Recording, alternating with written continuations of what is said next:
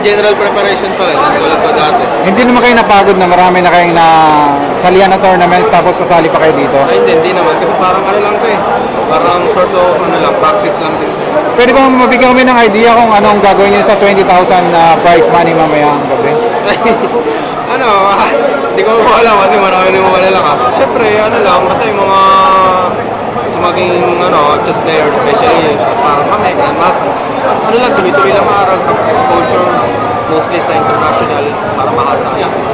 Anong mga openings po ang hinahanda nyo ngayon? Siyempre, yung may opening ko, yung Sicilian, Slavas, Slav. So, anong version po ng Slava ang paborito nyo gagamitin for today? Siguro, semi-Slav. Siguro, semi-Slav lang kasi solid line, hindi siya masyadong time-consuming, so mas maganda.